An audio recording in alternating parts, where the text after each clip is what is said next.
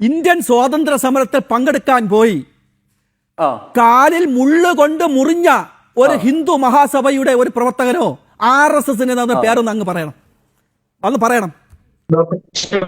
പറയണം. ഡോക്ടർ കേശവ് ബൽറാം ഹെഡ്ഗേവാർ സ്ഥാപകൻ അന്തസ്സായിട്ട് പറയും. ഞാൻ പറയാം ഡോക്ടർ കേശവ് ബൽറാം ഹെഡ്ഗേവാർ അന്തസ്സായിട്ട് ഇറക്കിയരുത് പറഞ്ഞ വാക്കിന് വിലയാണെങ്കിൽ ഞാൻ കേട്ടില്ലേ?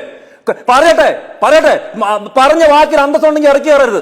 പറയുന്ന അങ്ങോട്ട് കേൾക്കണം. ചോദിച്ചോ എന്നെ സമയത്ത് ഞാൻ പറയാം ഡോക്ടർ കേശവ് ബൽറാം ഹെഡ്ഗേവാർ RSSന്റെ സ്ഥാപകനാണ്.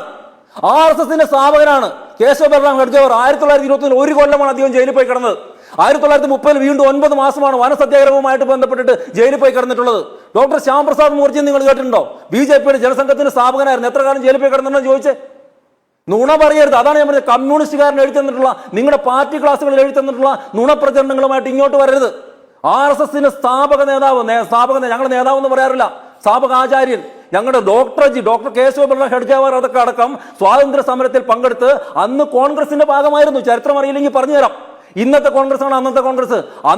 അന്നത്തെ ഹിന്ദു മഹാസഭയുടെ ആളുകളുണ്ടായിരുന്നു, ഈ രാഷ്ട്രീയ സ്വയംസേവക സംഘത്തിന്റെ പ്രവർത്തകരുണ്ടായിരുന്നു. എല്ലാവരും കോൺഗ്രസിന്റെ നേതൃത്വത്തിൽ നിന്നിട്ടാണ് സമരം ചെയ്തിട്ടുള്ളത്. EMS ആദ്യം എവിടെയായിരുന്നു? നിങ്ങൾ ഈ പറയുന്ന EMS ആദ്യം എവിടെയായിരുന്നു? എത്രയോ പേര് EMS ആദ്യം കോൺഗ്രസിൽ പ്രവർത്തിച്ചിട്ടില്ലേ?